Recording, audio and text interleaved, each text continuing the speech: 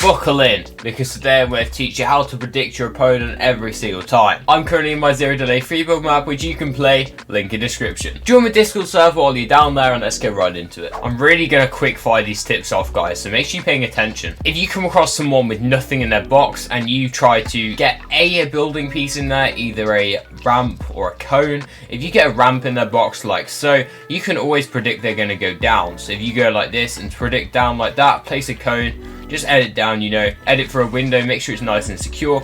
The majority of the time they're going to edit down, because if you was in this situation with the enemy ramp here, then you're most likely to go down too, aren't you? It's just common sense, guys. What would the opponent do? I know I've spoke about this one before, however it is very important. If you take someone's wall, then you should always extend cones around to the other side, and then place the wall, edit the wall, and finish off the box. That means if they come out of this box, they're going to have a free shot, and you can get 100 damage really fast. This also works well for finishing fights. You can finish a fight so quick with this tip, and I definitely suggest practicing placing the cones first and then everything else. If you're building up and want to stop someone getting to your level, you should always try and do the day cone trick, which is where you get your cone out and try and place it above.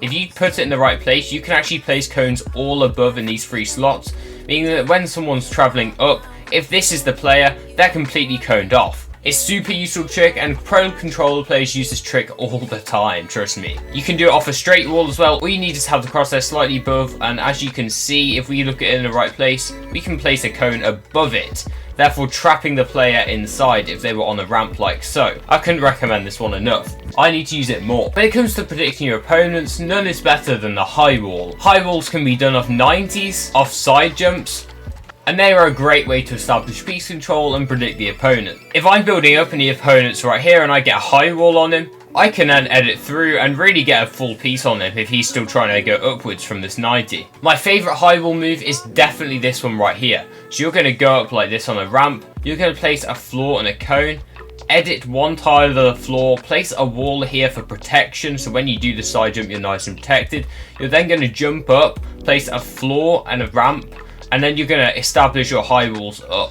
This means that if someone starts above you, 2 layers above you, you're going to end up with a wall straight on them, and you'll be able to hit a nice full box. Obviously not through this edit, it's very unprotected. Let's hang fire on the tips for a second, guys, because I gotta tell you, I'm releasing my new Zone Wars map at the start of November. I'm only gonna release it if we reach 75 supporters on code JKC. The map is gonna be jungle themed, and it's gonna be super awesome, just like Tilted Zone Wars, and some of you guys have already played it on stream. We are super close and just require one final push on a code.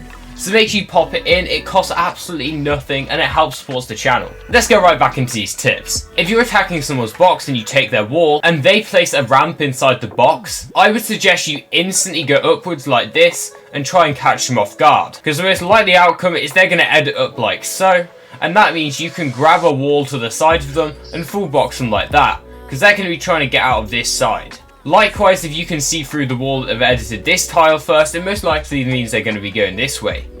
It's an easy 100 tag either way. If someone's ramping up and you manage to get cone on a floor above their head, I'd be very wary of the sides. In this situation, if they want to get high ground, there's only a couple of options. They can either mantle up from here, in which case you can be ready for a hefty pre-fire, or they're going to do a side jump.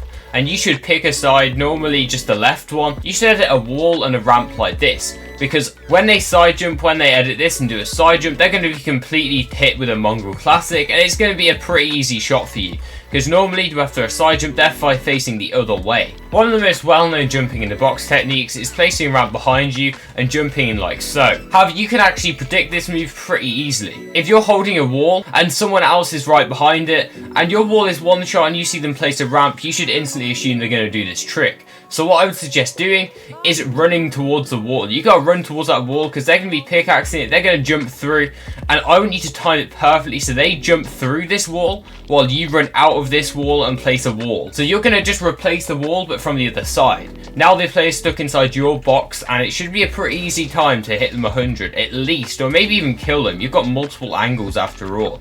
You can really go crazy on them. Honestly, such a good counter for such an overused trick that every single player used, and is so easy to predict. Something I always like to remember when pre-boxing opponents is that they will always go for the easiest way out, the most easily conscious way out.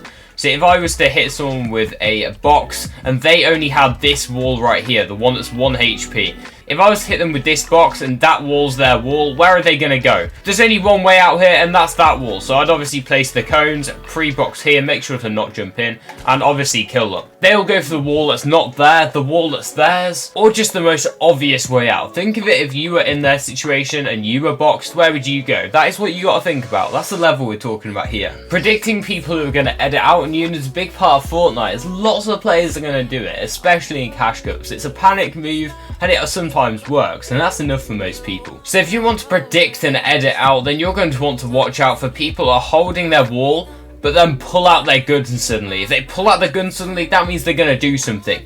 If you then see them start to walk towards the wall, you can then pull out your gun and wait for the complete edit out, because 9 times out of 10, when someone pulls their gun out and starts walking towards the wall, that's an instant edit out play, right? Either that or they're going to make an edit, and either way, you want your gun out. If they pull their gun out, another option could be they're trying to edit the cone or edit the ramp, or even edit out to the side. Either way, if they pull a gun out, that means they're looking to do something, and you should definitely be aware of that. It's a useful tip that I don't think a lot of people consider. Another useful tip is that wood builds and other builds like metal are actually pretty transparent, and you can see the player inside. So if I'm in a box and I see the opponent's hand move, that means they've selected an edit, and that means I can see an edit coming very soon, especially on the wall. If you're on a transparent wall and you're looking for the opponent editing something, you can see they're about to edit something because their hand is going to come up. Martels actually used this back in the day to hit quite a couple nice pre-fires. And I'm going to be honest, it is a very interesting tip, and something I never truly considered until the last couple seasons. A lot of people have got very good at pre-fires now, so when I pre-box someone from above here, let's say they're on this ramp right here, and I get a double edit on them, what I'll do is I will double edit, but I will place the wall instantly, and quite often they will pre-fire at it, completely destroying it the moment it's placed. If that happens, I've got my shotgun out ready to hit them. However, if that doesn't happen, I prevent it from happening. I can then edit a window and have a much more safe peek on them. Part of predicting the opponent is pre-fires, guys. So if you want a pre-fire tutorial, then make sure you click on the video on screen right now and join my Discord link in description. Remember, code JKC, guys, if you want that map published.